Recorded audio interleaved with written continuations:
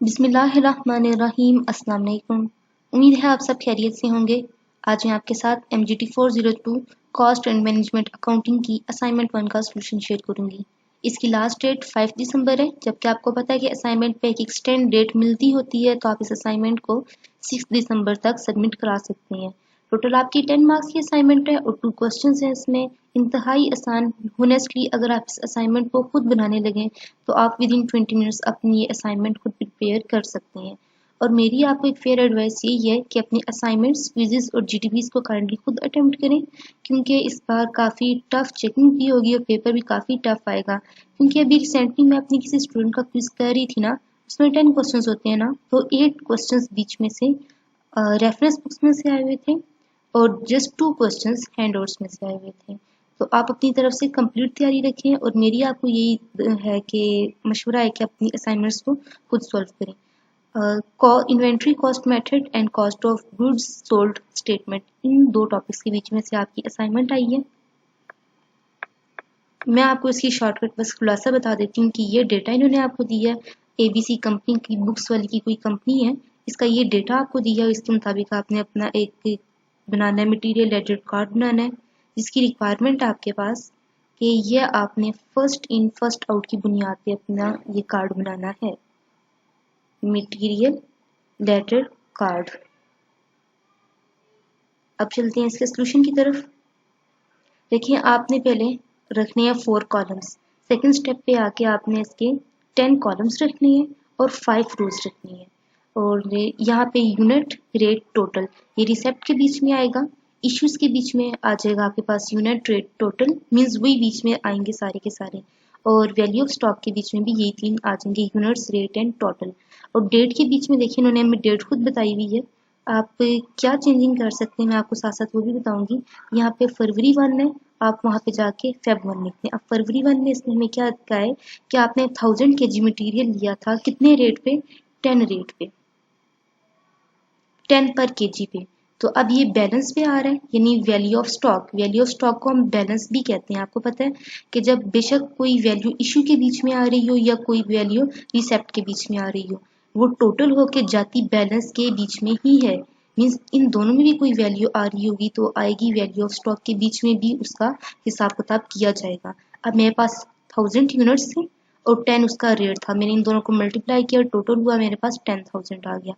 अब second entry पे क्या पूछ रहा है कि 4 फेब है हमारे पास, इस पे 2000 kg आपने मटेरियल परचेज किया और कितने रेट पे, 15% पर रेट पे, पर kg पे। तो ये देखें, ये रिसेप्ट परचेज का मतलब रिसीव पे आ जाएगा। तो मैंने ये रिसीव के कॉलम में लिखा, ये 2000 यूनिट्स आ गए मेरे पास। इस कितने पर kg कितने में रेट पे लिया था मैंने, 15 रेट पे। और इन दोनों को जब मैंने मल्टीप्लाई किया तो मेरे पास 30,000 आ गया। अब ऊपर वाला जो बैलेंस था, ये वाला, ये मैंने ऐसे कैसे सेम एज इट इज नीचे लिख दिया, ये देखें। और ये जो सा है, ये 2000 वाला, ये मैंने यहाँ से उतारा है, सेम ये लिख दिया। जस्ट यहाँ पे मैंने एडिशन की है। ये मैं इसको रेड कर देती हूँ ताकि आपके लिए आसानी हो जाए। ये मैंने जस्ट यहाँ पे इसका सम किया है। अब जो बात करने वाली है ना, वो 13 फेब की है, जो हमारी थर्ड एंट्री हुई है ना। अब आप फेब की जगह फरवरी भी कर सकते हैं, थोड़ी थोड़ी चेंजिंग करके ये असाइनमेंट बेशक आप सबमिट करा दीजिएगा। अब यहाँ पे इसने खुद बता दिया कि इशूड हुआ कितना, 15 kg material. 15 kg material 13 Feb को इशू हुआ। इशू के बॉक्स में गए। अब इसने क्या कहा था, फर्स्ट इन फर्स्ट आउट की बुनियाद पे आपने सारी एंट्रीज करनी है।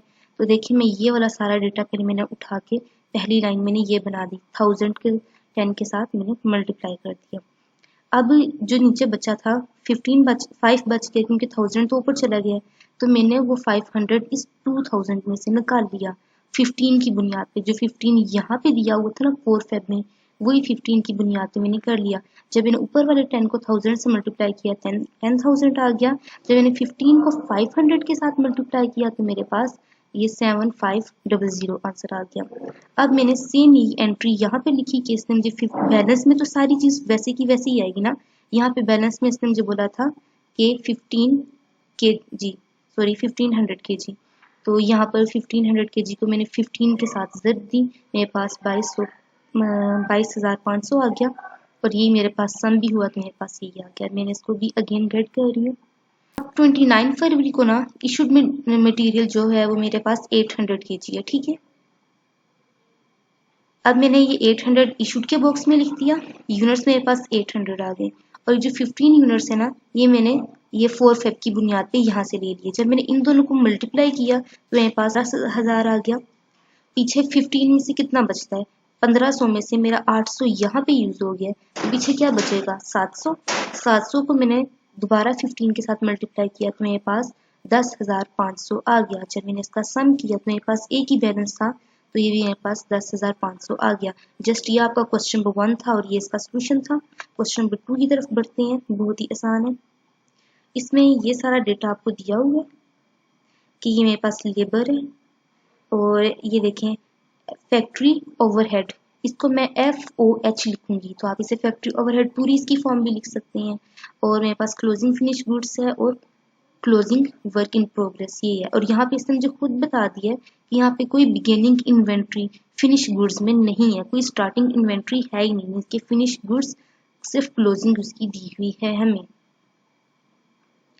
तो अब एक चीज आपको बतानी थी कि जो मटेरियल कंज्यूम्ड की वैल्यू है ये कहाँ से आई है। आप ऊपर चलें, ये जो इश्यूड वाला बॉक्स था इसमें जितना मेरे पास टोटल आ रहा है ना, ये इशू का बॉक्स है ना, मैं इसको रेड कर देती हूँ।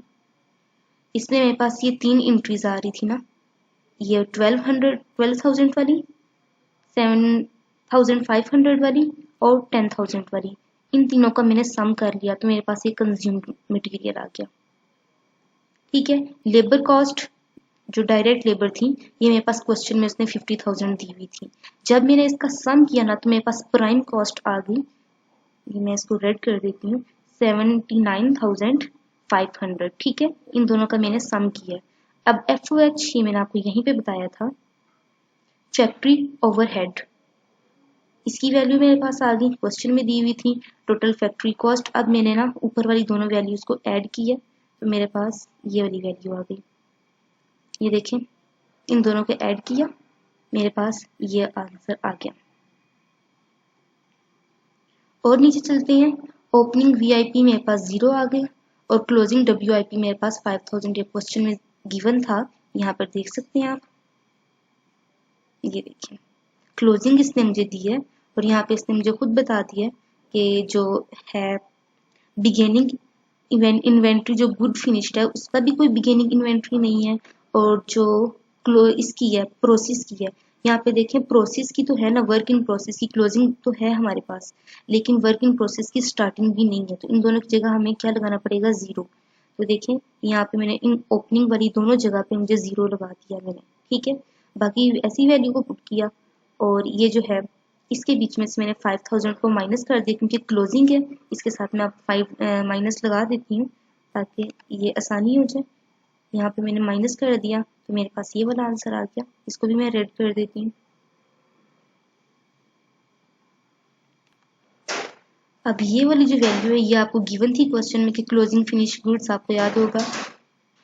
तो अब मैंने जस्ट इन दोनों को माइनस किया तो मेरे पास, मैं इसके साथ माइनस लगा देती हूँ ताकि आपको समझ आ जाए और ये मेरे पास फाइनल आंसर आ गया। जस्ट ये आपकी इतनी सी असाइनमेंट थी, मुझे उम्मीद है ये आपके लिए हेल्पफुल रही होगी। लेकिन अगर फिर भी कोई चीज़ समझ में नहीं आई तो मुझसे पूछ लें, मैं आपको लाजमी गाइड करूँगी।